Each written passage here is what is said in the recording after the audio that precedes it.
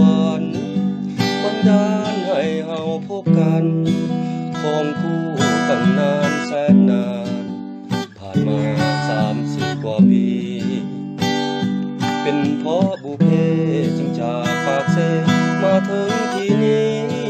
ได้พบยอดขวัญชีวีอยู่ที่นครเวียงจันทร์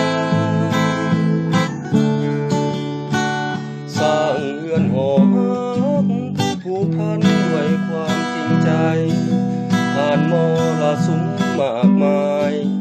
บ่คายความหักคงมันจะทุกข์หรือสุขอยู่พื้นแผ่นดินหรือบนสวรรค์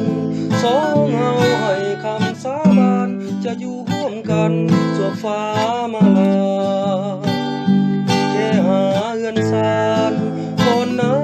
สั่งแสนลำบากจำเป็นจำใจจำพาจากนาสู่ดงพงไพรเพราะหน้าที่การภาครัฐบาลท่านได้มอบหมายต้องลาน้องไปสู่แดนไกลปล่อยให้ขวัญใจเลี้ยงลูกคอยท่ามาถึงบัดนี้ครอบครัวเฮาอยู่ร่วมกันสำเร็จในหน้าที่การอ้ายนั้นจะบ่เหินห่างพร้อมเพียงถนอมเลี้ยงลูกและหลานสอนสั่งแนวทางอ้ายขอรักเดียวเพียงนางจะบ่จืดจางจวบจนสิ้นเดิน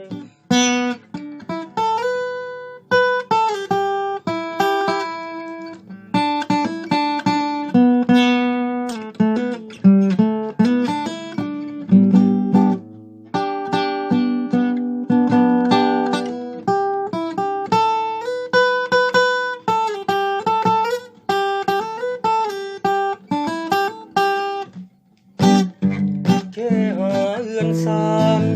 คนนั้นสั่งแสนลำบากจำเป็นจำใจจำพาจากนานสู่ดงพงไพรเพราะหน้าที่การภาครัฐบาลท่านได้มอบหมายต้องลาน้องไปสู่แดนไกลปล่อยให้ขวัญใจเลี้ยงลูกคอยท่ามาถึงบัดนี้ครอบครัวอยู่ร่วมกัน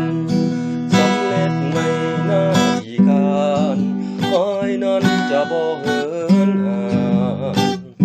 พร้อมเพียงถนอมเลี้ยงลูกและหลานสอนสั่งแนวทางอ้ายขอ